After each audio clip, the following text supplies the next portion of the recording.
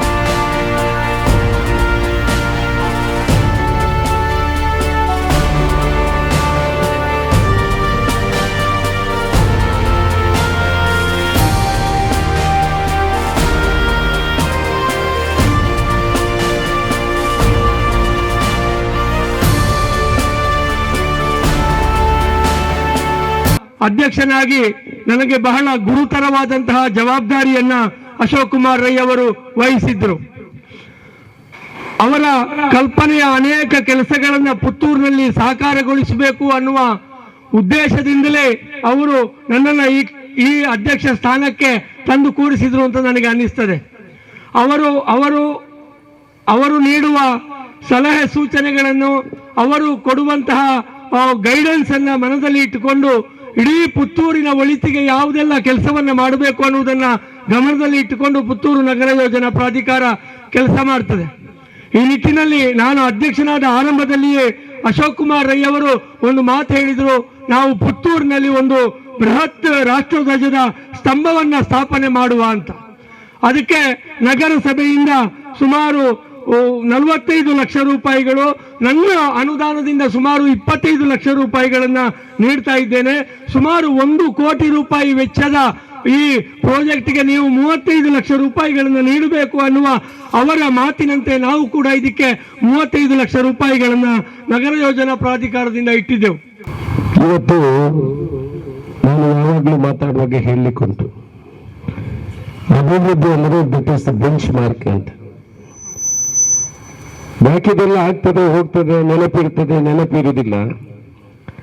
ಆದರೆ ನಾವು ಇವತ್ತು ಉದ್ಘಾಟನೆ ಮಾಡಿರುವಂತ ರಾಜ್ಯದ ಅತಿ ಎತ್ತರದ 3ನೇ ರಾಷ್ಟ್ರ ಧ್ವಜವನ್ನು ಇಲ್ಲಿ ಹಾರಿಸುವಂಥದ್ದು, ಇದು ಪುತ್ತೂರಿನಲ್ಲೆಲ್ಲ, ಎಲ್ಲ ಕರ್ನಾಟಕದಲ್ಲಿ ಇದು ಮೊದಲ ಬಾರಿಗೆ ತಾಲೂಕು ಲೆವೆಲ್ ಆಗ್ತಾ ಇರುವಂಥದ್ದು.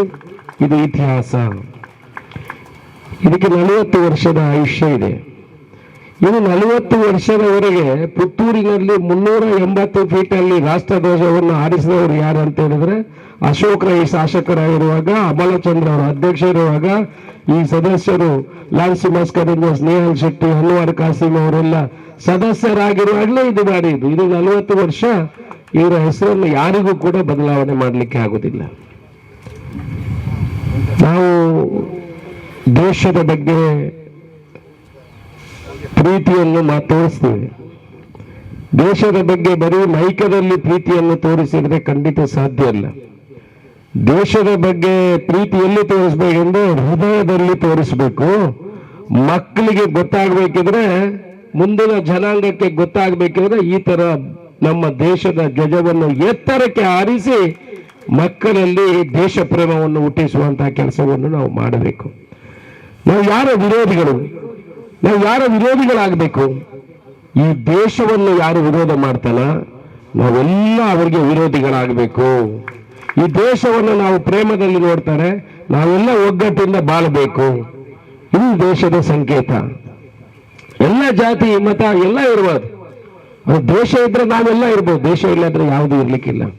ಪುತ್ತೂರಿನಲ್ಲಿ ದೇಶ ಪ್ರೇಮ ಏನು ಎಂಬುದನ್ನು ತೋರಿಸ್ಲಿಕ್ಕೆ ಇವತ್ತು ಈ 80 ಮೀಟರ್ ಉದ್ದದಲ್ಲಿ ದೇಶದ ಧ್ವಜವನ್ನು ಹಾರಿಸುವಂತಹ ಕೆಲಸವನ್ನು ನಾವು ಇವತ್ತು ಅತ್ಯಂತ ಸಂತೋಷದಿಂದ ಉದ್ಘಾಟನೆ ಮಾಡಿದ್ದೇನೆ. ನನ್ನ ಕನಸಿತ್ತು ಒಂದು ಮಾಲಿಂಗೇಶ್ವರ ದೇವಸ್ಥಾನದ ಅಭಿವೃದ್ಧಿ, ಒಂದು ರಾಷ್ಟ್ರ ಧ್ವಜವನ್ನು ಹಾರಿಸುವಂಥದ್ದು, ಪುತ್ತೂರಿನಲ್ಲಿ ಮೆಡಿಕಲ್ ಕಾಲೇಜ್ ಅನ್ನು ಮಾಡುವಂಥದ್ದು, ಬೀರಮಳಗುಡ್ಡೆಯನ್ನು ಅಭಿವೃದ್ಧಿ ಮಾಡುವಂಥದ್ದು, ಪುತ್ತೂರಿಗೆ ಇಂಡಸ್ಟ್ರಿಯನ್ನು ತರುವಂಥದ್ದು, ಪುತ್ತೂರಿಗೆ ಡ್ರೈನೇಜ್ ಅನ್ನು ಕೊಡುವಂಥದ್ದು, ಇದೆಲ್ಲ ನನ್ನ ಕನಸುಗಳು. All these things are bench mark works. ಇದನ್ನು ಯಾರು ಇನ್ನೊಮ್ಮೆ ಮಾಡಲಿಕ್ಕೆ ಆಗುವುದಿಲ್ಲ. ಯಾರಿಗೂ ಇನ್ನೊಂದು ಮೆಡಿಕಲ್ ಕಾಲೇಜನ್ನು ಪುತ್ತೂರಿಗೆ ಯಾರಿಗೂ ಸ್ಥಾಪನೆ ಮಾಡಲಿಕ್ಕೆ ಆಗುವುದಿಲ್ಲ. ಇದು 500 ವರ್ಷಗಳು ಹೋಗ್ಲಿ. ಯಾವಾಗಲೂ ನಮ್ಮ ಪ್ರಮುಖರು ಹೇಮರಾಜ್ ಶೆಟ್ಟರು ಹೆಸರನ್ನು ಹೇಳಿಕೊಂಡು ಇನ್ನು 500 ವರ್ಷ ಹೋಗ್ಲಿ, ಪುತ್ತೂರಿನಲ್ಲಿ ಮೆಡಿಕಲ್ ಕಾಲೇಜು ಕಾಂಗ್ರೆಸ್ ಸರ್ಕಾರ ಇವಾಗಲೇ ಮಾಡೋದು, ಶಾಸಕರು ಇದ್ದಾಗಲೇ ಮಾಡೋದು, ಸಿದ್ದರಾಮಯ್ಯನವರು CM ಆಗಿರುವಾಗಲೇ ಮಾಡೋದು, DK ಶಿವಕುಮಾರ್ ಉಪಮುಖ್ಯಮಂತ್ರಿ ಆಗಿದ್ದಾಗಲೇ ಮಾಡಿದ್ರು. ಯಾರಿಗೂ ಮಾಡಲಿಕ್ಕೆ ಬೇರೆ ಆಗುದಿಲ್ಲ. ಪಿಮ್ಸ್ ಅಂತ ಹೆಸರಿಟ್ಟಿದ್ವಿ. ಅದಕ್ಕೆ ನಿನ್ನೆ ಮಡಿಕೇರಿಯ ಡೀನ್ ಬಂದಿದ್ರು, ಮೆಡಿಕಲ್ ಕಾಲೇಜ್ ಡೀನ್ ಇಲ್ಲಿ ವಿಸಿಟ್ ಮಾಡಲಿಕ್ಕೆ, ಟೆಂಡರಿಗೆ ಕಳಿಸುವ ಮೊದಲು ಏನೆಲ್ಲ ಮಾಡಬೇಕು ಅಂತ. ಪಿಮ್ಸ್ ಅಂತ ಹೇಳಿದ್ರೆ ಏನು? Puttur institute of medical college, ಇನ್ನೊಂದು medical college, medical science and research centre ಅಂತ ನಿನ್ನ ಅದಕ್ಕೆ ಆಡ್ ಮಾಡಿದ್ದೀವಿ. ರಾಷ್ಟ್ರ ಧ್ವಜವನ್ನು ಇವತ್ತು ಅತ್ಯಂತ ಸಂತೋಷದಿಂದ ಸಮರ್ಪಣೆ ಮಾಡುವಂತಹ ಕೆಲಸವನ್ನು ಮಾಡಿದ್ದೇವೆ. ಇದಕ್ಕೆ ಸುಮಾರು 1 ಕೋಟಿ ರೂಪಾಯಿಗಳ ಅನುದಾನದಿಂದ ಇದನ್ನು ಮಾಡಲಾಗಿದೆ. 2400 ಸ್ಕ್ವೇರ್ ಫೀಟ್ ನಷ್ಟು ದೊಡ್ಡ ಧ್ವಜ ಇದೆ. ಈ ಧ್ವಜವನ್ನು ವರ್ಷಕ್ಕೆ 3 ಸಲ ಚೇಂಜ್ ಮಾಡಬೇಕಾಗ್ತದೆ. ಒಂದು ಧ್ವಜಕ್ಕೆ 40,000 ರೂಪಾಯಿ ದುಡ್ಡು ಇದೆ. ಈಗ ಅದನ್ನು 2 ಸಲ ಮೇಲೆ ಕೆಳಗೆ ತರುವ ಮುಖಾಂತರ ಅದರಲ್ಲಿ ಈಗ ಟ್ರಯಲ್ ಮಾಡ್ತಾರೆ. ಇವತ್ತು 2-3 ಸಲ ಅದನ್ನು ಕೆಳಗೆ ತಂದು ಮೋಟರ್ ಎಲ್ಲ ಚೆಕ್ ಮಾಡಿ ಪುನಃ ಏನಾದರೂ ವ್ಯತ್ಯಾಸಗಳಿದೆ ಅದನ್ನು ಸರಿ ಮಾಡಿ ಫಿಟ್ ಮಾಡುವಂತಹ ಕೆಲಸವನ್ನು ಕೂಡ ಅವರು ಮಾಡುವಂತಹ ಕೆಲಸವನ್ನು ಮಾಡ್ತಾರೆ. ಪ್ರವಾಸೋದ್ಯಮ, ಇನ್ನು ಯಾರು ಕೂಡ ಬಂದು ನಮಗೆ ಪ್ರವಾಸೋದ್ಯಮ ನಮ್ಮ ಪುತ್ತೂರಿನಲ್ಲಿ ಅಭಿವೃದ್ಧಿ ಆಗಬೇಕು ಅಂತ ನಮ್ಮ ಕನಸು. ಏನು ಧರ್ಮಸ್ಥಳ ಸುಬ್ರಹ್ಮಣ್ಯಕ್ಕೆ ಪ್ರವಾಸಿಗರು ಬರ್ತಾರೆ, ಅವರನ್ನು ನಾವು ಈ ಭಾಗಕ್ಕೆ ಕರೆತರುವಂತಹ ಕೆಲಸವನ್ನು ಮಾಡಿದ್ರೆ ಇವತ್ತು ಹೋಟೆಲಿನಿಂದ ಹಿಡಿದು ಟ್ಯಾಕ್ಸಿಯಿಂದ ಹಿಡಿದು ಎಲ್ರಿಗೂ ಉದ್ಯಮ ಅಭಿವೃದ್ಧಿ ಆಗ್ತದೆ. ಆ ನಿಟ್ಟಿನಲ್ಲಿ ಬಿರುಮಲಗುಡ್ಡೆಯನ್ನು ಕೂಡ ಅಭಿವೃದ್ಧಿ ಮಾಡುವಂತಹ ಕೆಲಸವನ್ನು ಮಾಡ್ತೇವೆ. ಅಧ್ಯಕ್ಷರು ಸದಸ್ಯರಾಗಿದ್ರಿ, ಚಾರ್ ಬೆಚ್ಚ ಮಾಡಲಿಕ್ಕೆ ನೀವು ಹೋಗುದಲ್ಲ. ಎಲ್ರಿಗೂ ನಾವು ಯಾರ್ಯಾರು ಇಲ್ಲಿ ಜವಾಬ್ದಾರಿ ತಗೊಂಡಿದೆ ಅವರಿಗೆಲ್ಲ ಹೇಳುದು, ಚಾರ್ ಬೆಚ್ಚ ಮಾಡ್ಲಿಕ್ಕೆ ಹೋಗುದಲ್ಲ, ನೀವಲ್ಲಿ ಅಭಿವೃದ್ಧಿ ಮಾಡಬೇಕು, ಇಂತಹ ಕೆಲಸಗಳನ್ನು ಮಾಡಿ ತೋರಿಸ್ಬೇಕು ಅಂತ. ಈಗ 2 ಸರ್ಕಲ್ಗಳನ್ನು ಸುಮಾರು 2 ಕೋಟಿ ರೂಪಾಯಿ ವೆಚ್ಚದಲ್ಲಿ ಬುಲ್ವಾರಿನಲ್ಲಿ ಮತ್ತೆ ದರ್ಬೆಯಲ್ಲಿ ದೊಡ್ಡ ಸರ್ಕಲ್ ವೃತ್ತಗಳು ಮುಂದಿನ ದಿವಸಗಳಲ್ಲಿ ನಿರ್ಮಾಣ ಆಗಲಿಕ್ಕಿದೆ. ನಮ್ಮ ಮಾಲಿಂಗೇಶ್ವರ ದೇವರ ಕೆರೆ, ಅದರಲ್ಲಿ ಫೌಂಟೈನ್ ಮಾಡಲಿಕ್ಕೆ 2.5 ಕೋಟಿ ರೂಪಾಯಿಗಳು, ಅದನ್ನು ಕೂಡ ಪೂರ್ಣದಿಂದ ಮಾಡುವಂತ ಕೆಲಸವನ್ನು ಮಾಡ್ತಾ ಇದ್ದಾರೆ. ಒಟ್ಟು FIR ನಿಮಗೆಲ್ಲ ಗೊತ್ತಿರ್ಬೋದು.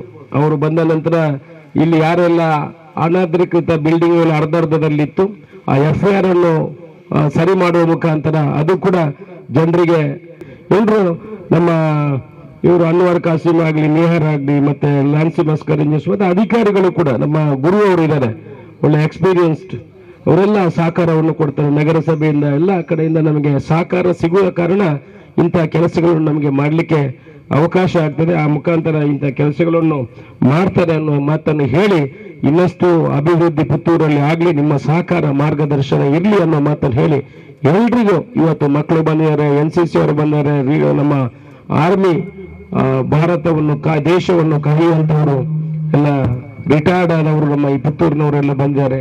ಎಲ್ಲ ನಮ್ಮ ಪಕ್ಷದ ಹಿರಿಯರು ಬಂಧುಗಳೆಲ್ಲ ಬಂದಿದ್ರಿ. ನಿಮ್ಮ ಶುಭ ಹಾರೈಕೆಗಳಿರಲಿ. ಪುತ್ತೂರಿನ ಅಭಿವೃದ್ಧಿಗಾಗಿ ನಾವೆಲ್ಲ ಜೊತೆ ಸೇರಿ ಕೆಲಸ ಮಾಡುವಂತ ಹೇಳಿ ನಿಮಗೆಲ್ಲ ಶುಭವನ್ನು ಹಾರೈಸಿ ನನ್ನ ಮಾತನ್ನು ಮುಗಿಸ್ತೇನೆ. ಜೈ ಹಿಂದ್.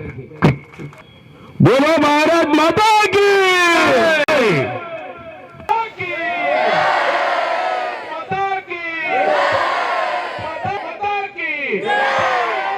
भारत माता